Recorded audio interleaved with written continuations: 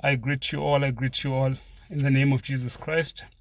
I am yours, Paul Sibanda, and those who know me know that I'm a jack of all trades, but I'm master of one.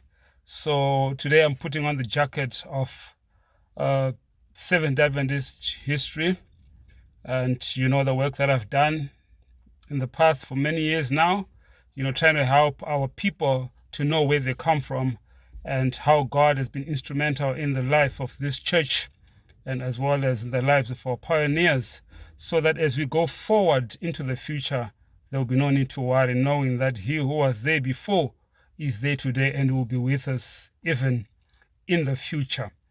So today I'm going to be looking at breakfast, cereal, and Adventism. Now, many of you know this Kellogg's cornflakes, and it is in most of our kitchens. And most people know that the leading light for the breakfast cereal was none other than Dr. William Keith Kellogg. Now, Dr. Kellogg was the brother to Dr. John Harvey Kellogg, the leading light of the great physician of the 20th century in the United States of America, a very popular man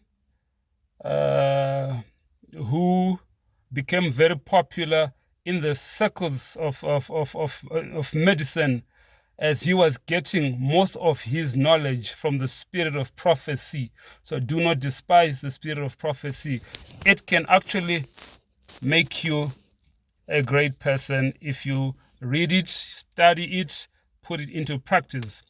So Kellogg's cornflakes, we know that founded, I think, around 1906. Yeah, we know that Dr. William Keith Kellogg was a Seventh-day Adventist member and was also connected with the Battle Creek Sanitarium in Michigan in the United States of America. And he is the founder of Kellogg's cereal company. Now, we know about that. I'm not going to be talking about Kellogg's. Most of you know about Kellogg's. What I'm going to be talking about is this.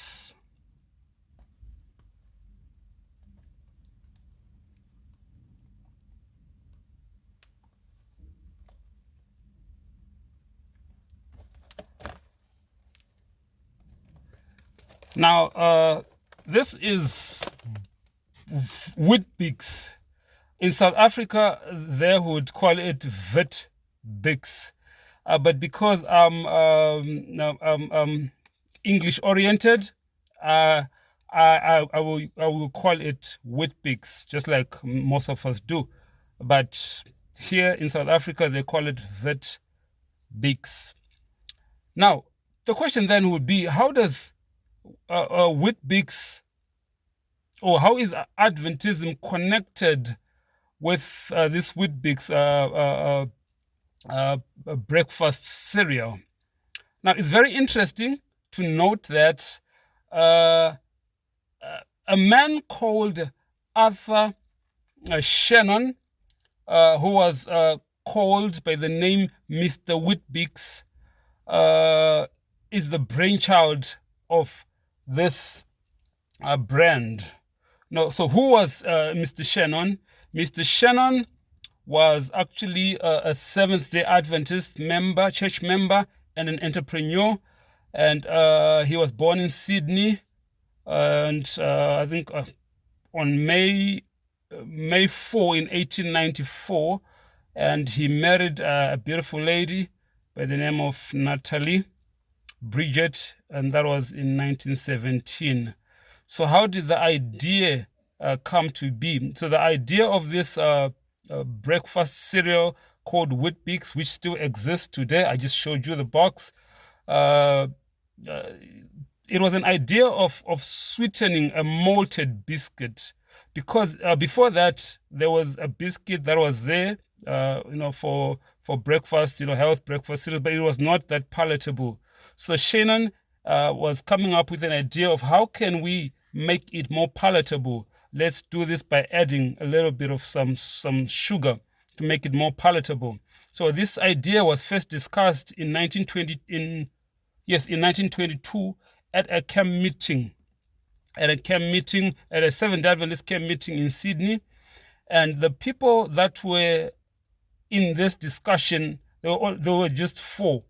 And it was Benson Osborne, there was Norman Jeffers, there was Frederick Foots, and then the leading light there was Arthur Shannon. So Arthur Shannon was in a meeting with these other three guys, and they were talking about this idea: how can we make it come to life?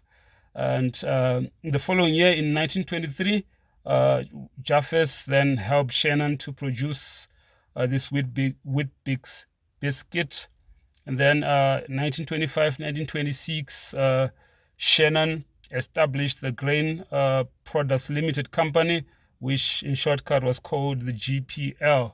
The GPL. So Arthur Shannon is the brainchild of this breakfast cereal that we know today as Weet-Bix. Now it's called Bokomo. I will talk about that before I close.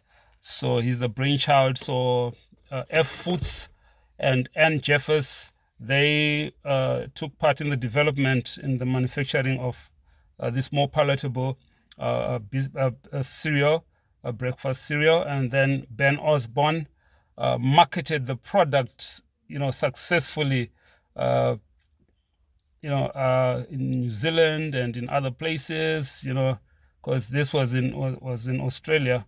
So in 1927 and 1928, in fact, this Weet-Bix brand was sold.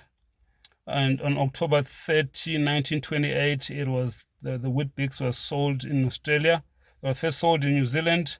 Then it was sold. The brand was also sold in Australia, and it was sold to the Sanitarium Health Food Company, or known as the SHF, which was run by the Seventh-day Adventist Church in Australia. So it was sold, and why was it sold? There was a lot of politics there.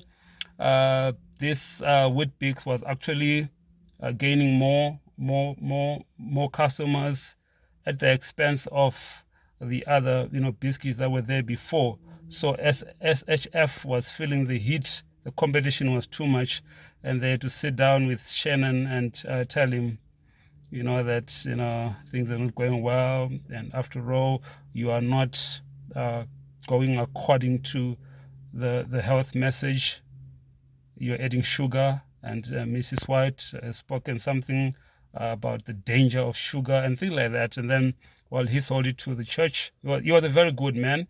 Sold it to the church, and then how did then Weet-Bix get to Africa? So after Weet-Bix was sold in New Zealand and in Australia, in 1930, Jeffers, Osborne, Ian McFarlane, they moved to South Africa, and they were backed by Shannon's financial muscle. So when they got to South Africa, they established Weet-Bix Private Limited Company in Wynberg, around Cape Town.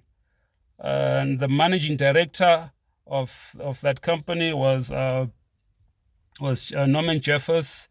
And then the one who was doing the sales was Ben Osborne and Ian McFarlane.